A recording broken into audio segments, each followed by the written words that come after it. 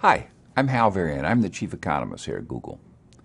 Google uses an auction system to rank the ads that appear in the search results page and to determine the cost for each ad click. In this talk, I'll take you through a general overview of how the ad auction works. First and foremost, Google users want ads they see to be relevant. They don't want to be bothered with ads that aren't closely related to what they're searching for. And advertisers want to show relevant ads so users will actually click on them. Meantime, Google wants to provide a good experience for users and a good value to advertisers so they come back and use their services again in the future. Now, I'd like to walk you through what a traditional auction looks like. Say we have 4 advertisers competing for space on the search results page, and each has indicated a different amount they're willing to pay for a user to click their ad and visit their website. $4, $3, $2, and $1. I'll refer to these amounts as the bids. Now, in a traditional auction, ad positions will be determined exclusively by bids. The highest bidder would get the first position, second highest bidder the second position, and so on. Google uses a variation of what's called a second price auction. And in a second price auction, the buyer doesn't have to pay their full bid. They only have to pay the amount of the next highest bidder below them. So in this particular case, the first advertiser was bidding $4, but they'd only have to pay $3, which is the bid of the second highest advertiser. Same thing applies to advertiser 2 and to advertiser 3. This design allows each advertiser to bid their true maximum willingness to pay for a click, but they only have to pay just enough to beat the competition. Now, in our Google auction, advertisers only have to pay when they actually receive a click, and the order isn't based just on bids. Why? Because we want to show more useful ads in a higher position on the results page. Because users want to see relevant ads. Advertisers want to present relevant ads to users, and Google wants both advertisers and users to have a good experience so they come back and continue to use our system. So we consider some other factors in addition to an advertiser's bid. The first factor is your expected click-through rate. This is our prediction of how often your ad will be clicked on when it's shown. All across Google, we rely on user feedback to drive decision making, and user click-through rates tell us what Google users really respond to. By allowing users to vote with their clicks, we have millions of people who are helping us to decide which ads are best for each search query. The next factor is your ad's landing page experience. An ad is only useful to a user if the landing page it leads to helps them find what they're looking for. A highly relevant landing page yields a higher score. What does a high-quality landing page look like? Well, it should have relevant and original content that helps a user complete their task. It should be easily navigable, be transparent about the nature of your business, how your site interacts with a visitor's computer, and how you intend to use a visitor's personal information. Another factor that's involved is ad relevance. Google determines ad relevance by analyzing the language in your ad to determine how well it relates to the query. This is a way to measure the ad's relevance to the user's search and to make sure that only useful ads are shown. It also prevents advertisers from simply paying their way onto a search that's unrelated to their product or service. Your expected click-through rate, the landing page experience, and the ad relevance are all factors that describe the quality of your ad. We also consider the expected impact of any ad formats that may show with your ad. Ad formats are enhancements to search ads that more prominently show users information about your business, things like a phone number or site links or your website's domain in the ad headline. Advertisements with these formats give users more information and more reason to click on an ad.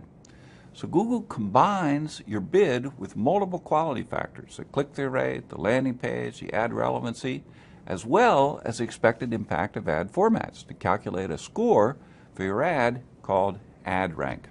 Let's go back to our 4 sample ad buyers and see how their ad rank compares. Here are 4 advertisers. They're bidding $4, $3, $2, and $1. Their ads had different quality: low, high, high, and medium. They also implied different formats with varying impact. First ad doesn't have any formats enabled, so it has no expected format impact. The second ad is only eligible for one format and has a low expected format impact. And the third is eligible for several extensions and garners a high expected impact, and for the last ad, it's medium. So in this example, the first ad has an ad rank of 5. Next ad has an ad rank of 15. Third has an ad rank of 20, and the last ad has an ad rank of 8. It's this ad rank score that determines ad position on the results page. And in addition, only ads with sufficiently high rank appear at all. So with this ad, with an ad rank of 20, it gets first position, even though it has a lower bid. Why? Because of its quality and formats. The second highest ad rank is 15, so that ad gets position 2. And the third highest ad is 8, and it lands in position 3. The advertiser up here, who's bidding $4, has such a low quality and format impact that it doesn't get a position on the page at all, despite having the highest bid. So now we know how the ads are ranked, but how much do you actually pay for a click? Well, you pay the minimum amount that's necessary to maintain your position and any formats that are shown with your ad. So let's get back to our ad rank table and talk about the advertiser in position 1. He's competing with the advertiser in position 2, so the amount he has to pay is going to be just enough to beat the ad rank of the advertiser in position 2. For example, although he bid $2, he could have bid as low as, say, $1.73, and he would still have outranked the advertiser immediately below him. So that's what he'll pay for a click, $1.73. Similarly, the amount that advertiser in position 2 has to pay is the minimum needed to beat the ad rank of the advertiser in position 3, and so on down the page. So in this example, the top-ranked advertiser winds up paying less than what he was actually willing to pay for a click. And it's the same for the other advertisers as well. All right, let's talk about how advertisers can influence their cost per click and ranking in the auction. By improving your quality or adding ad formats, you can potentially improve your ad position. You could also end up paying a lower cost per click. So let's take a look at the advertiser in position 2. Suppose she improves her ad on a landing page. Now her ad rank goes up to 18. Her position here doesn't change, but what happens to how much she pays per click? Before, even though she bid $3, she only needed to bid, say, $2.68 to beat the ad rank of the advertiser immediately below her. So that's what she paid, $2.68. But now that she's improved the quality of her ad, assuming everything else stays the same, she could have bid as low as, say, $2.42 to beat the advertiser below her. So her cost per click goes down to $2.42. Why? Because the price an advertiser pays is partially based on her ad quality. Now imagine this advertiser wants to move to a higher position. So she increases her bid to $3.50. Now her ad rank goes up to 23. That's enough to give her a highest ad rank and to move her into position 1. And what does she pay? The amount that would be just enough to beat the ad rank of 20 below her. Assuming everything else stays the same, that might be, say, $3.38 in this particular case. So to wrap up, why do we handle ad ranking and pricing this way? Like I said at the beginning, it all goes back to the ecosystem Google, our users, and our advertisers all live in.